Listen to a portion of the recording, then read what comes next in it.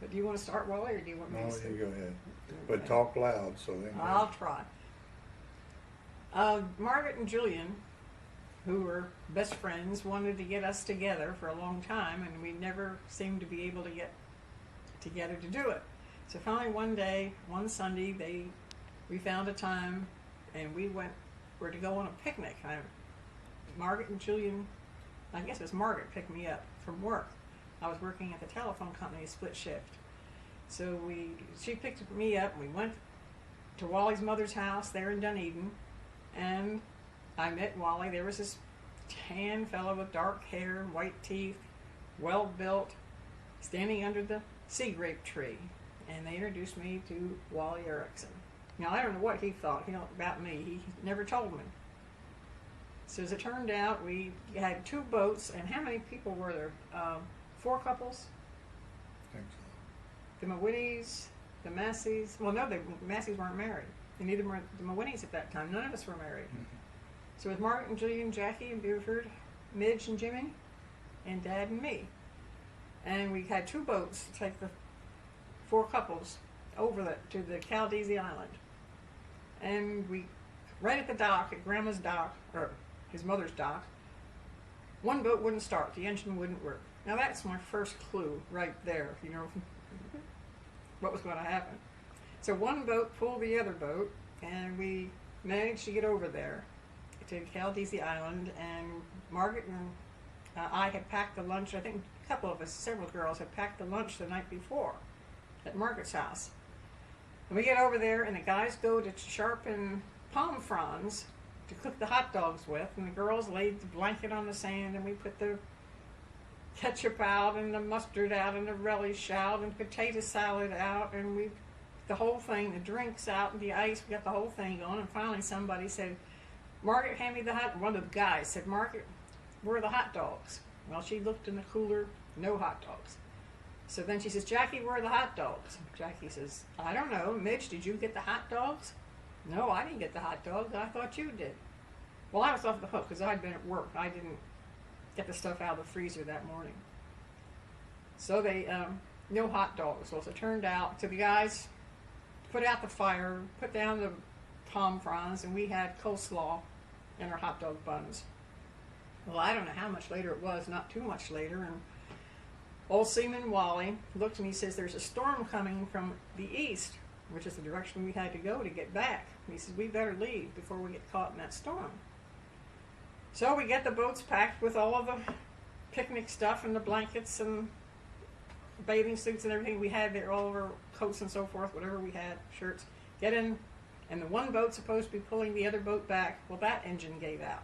So now we had 2 boats and no engines.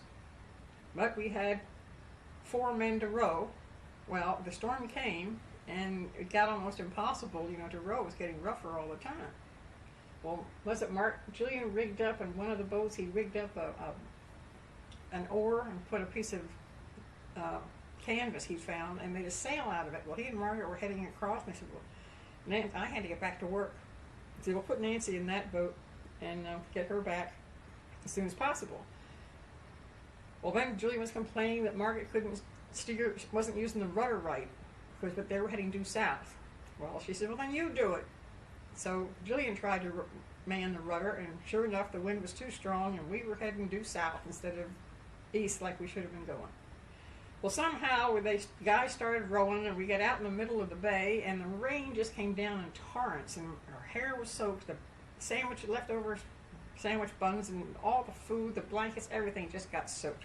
We were singing "Nearer My God" to Thee, just to keep our spirits up. And we finally got. Now you tell them what happened afterwards and how we finally got back to shore. Well, I just started rowing and rowed back to the dock. That's all there was to it. Well, first of all, we put Margaret and Julia. They stayed in the other. They stayed, and I took you and Buford and Jackie and rowed back to the dock. And how about Julia and Midge and Jimmy? Where did they came back with us? I thought They came back with us. Margaret and Julia were the only 2 that stayed out in the other boat. Yeah, and I went back and got them later.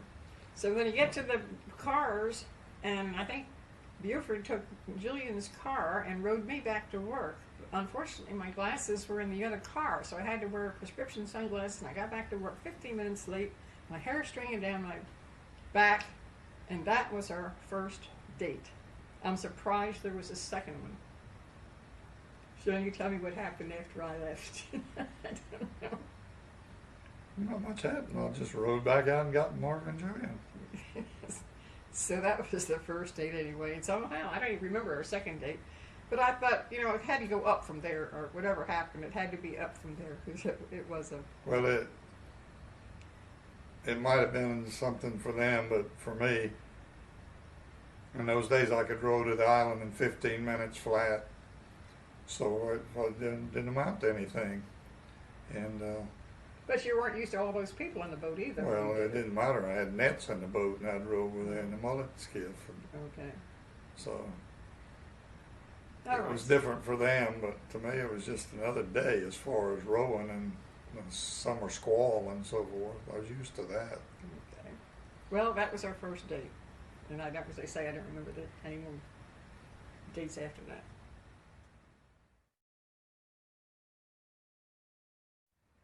Well, I took Nancy to the King Pig there on Gulf to Bay. Well, tell them what the King Pig was. It was a barbecue place.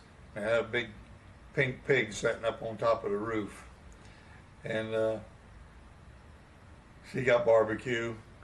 And when she got through it, it was all down the front of her dress, all over. And I thought, my goodness, what is this? Did you say it was a drive-in? I'm sitting in the car trying to balance It's a drive-in. milkshakes and barbecue sauce and so forth. So anyway, but he took me out again another time. We finally decided to take him to a nice restaurant sometime, and he did. So.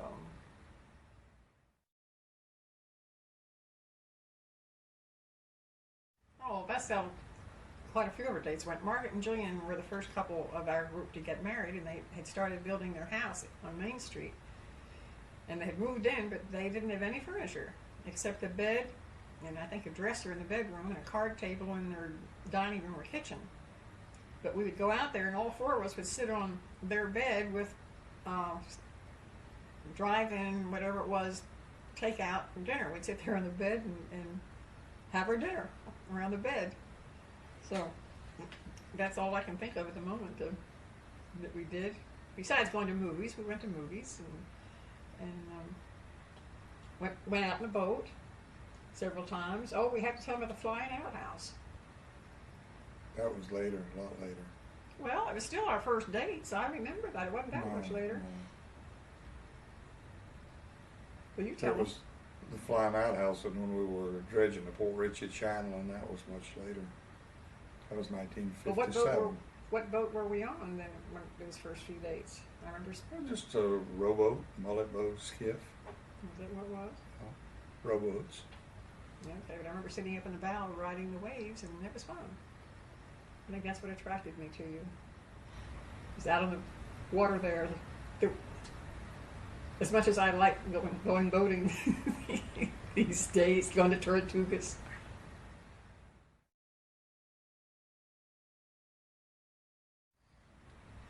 Well, along the 29th of July, 1955, I had to do something that day, and I needed a new skiff, so I started in the morning building a new, about a 16-foot wooden skiff, and I worked hard on it all day long. And that afternoon, my mother was saying, "You better get in here and get cleaned up." Well, I was trying to get through with the skiff, so I finally finished it, all the woodwork. All I had to do after that was paint it. And that was about an hour before the wedding when I finished, so I had to go get cleaned up and dressed and drive to Clearwater. So that's what I was doing the day of the wedding. I'm glad I didn't know about that. I would have really been a nervous wreck if he got there. But do you know what I remember about the wedding? Is that they're saying he's supposed to be saying his vows. I take you, Nancy, to be my lawful wedded wife. He never looked at me. And you notice in these pictures that I'm looking at him and talking to him, and he's sitting there just, he never looks. Nothing has changed in 50 years. So I knew what I was getting into. Well, we have to talk about our honeymoon. I asked him 2 weeks or a week before the wedding if he had made reservations. There's a certain motel, a new modern motel up in Crystal River that I wanted to stay. So I asked him to make the reservations. After all, I had to get the wedding plan. He had nothing to do but just make reservations. I mean, he didn't have anything to do. And so I said, you make the reservations. Well, I asked him a few days later, did you make the reservation? No. I asked him the day before the wedding, did you make the reservation for Friday night? No. He says, you don't need to make reservations in July in Florida. He says, we don't have any trouble getting a room. Okay. So then what happened? Well, we left Clearwater and drove up the Crystal River. And in front of the motel, you never saw so many cars and boats and trailers, and they were having a fishing tournament there based at that motel, so there wasn't a room available. So then we had to keep driving, so we drove up as far as Inglis.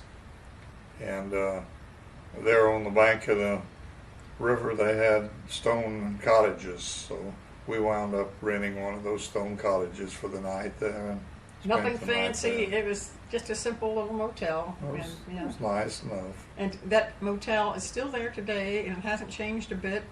Still stone cottages sitting there 50 years later, so it's still there. So that was a... Now, the interesting part gets the next night. It took us, I think, 2.5 days to get to Gatlinburg, Tennessee? 2 days. In Gatlinburg, Tennessee. We spent another night, the next night in Eatonton, Georgia. The interstates weren't built yet. We were just meandering around, taking our time anyway, and we got up to Eatonton, Georgia. We got a motel there. And the next morning, now this is, again, where we differ. And I hope we don't come to blows here after 50 years. And before we left, I made sure that we hadn't left anything in the motel, as I do to this day. And he took his suitcase out to the car. I put mine right in the doorway. And then I checked, as I say, the bathroom and the floors and made sure that nothing was left. And took his shaving kit and the road atlas and my purse and so forth and went and got in the car. And he went back in to make sure we hadn't left anything. He wanted to make sure we hadn't left anything. He gets back in the car and off we go. We get almost to Gatlinburg that afternoon, and I noticed my suitcase wasn't in the back seat where it had been the day before.